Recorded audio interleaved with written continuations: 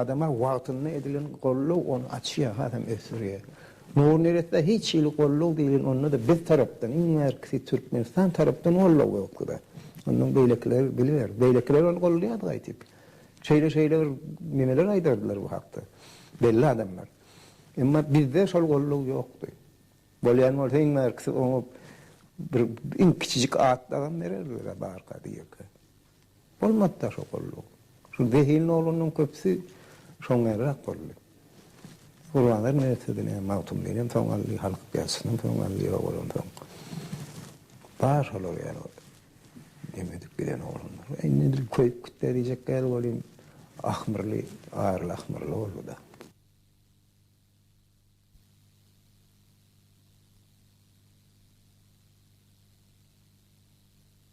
Ya Kurban adam söyün meni diýär, söyün meni bu taýda ýöne söyünde däl.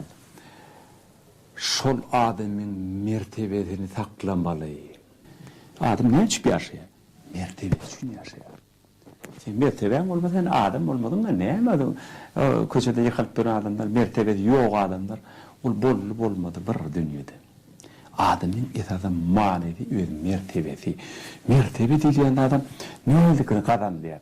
Mertebe kazanlýar diňe hoş niyetlilik bilen, içiň arassalygy bilen, şu içiňden çykaryp adamlara bir ýagşylyk etmek bilen, dünýäni gülletmek bilen, hoş söz diýmek bilen, ýa bir eserde öretmek bilen, halka, milletine peýdaly geleceğin üçün peydalı çağırır üçün peydalılar edýänniň bilen ölçenliýär.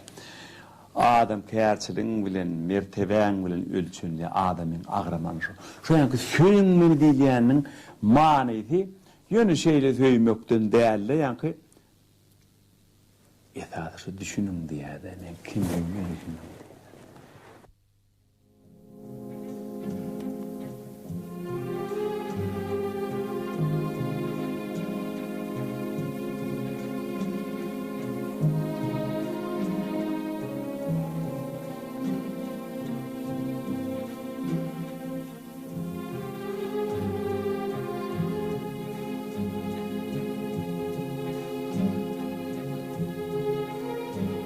Söyüň meni, yürek söyüğü küýseýär.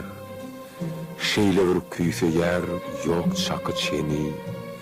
Yekece adama yeterlik söyüğü bilen bir pursatlyk söyüňsiz meni. Maňa kän zat, uly bir zat gerek däl. Eliňizi yüregiňe goýuňsiz, size söyüğü bilen ýüdülenýän günlem sözlerimi kese çekmän söyüňsiz. Söyün meni ähli erkekem durkuy bilen size tarap yollar çekeni, yeki ödüň söyüp ýörseň elmidam bir azajyk agyr düşşebekeni. Söyün meni, siziň sadyk uluňyz, soňra menden size galar şeýle pay. men size bakasız serpay ederin, şaların elinden gelmeyecek serpay. Bu sözler koşa yürekten çıkanmır o adam engeyer. Bu koşku nuru halman nezvun sevir dostu kurbanladır eriyevun in son koşutu. Bizim sevgili meşhur kompozitorumuz o Nuri. Ol aramızda yok deyip günlü görüyor onu. Nuri günlü var bizim aramızda. Nuri yaşapıyor. Nur'un ruhu, Nur'un sabi, Nur'un gülür yüzü. Hemmeti ol canlı.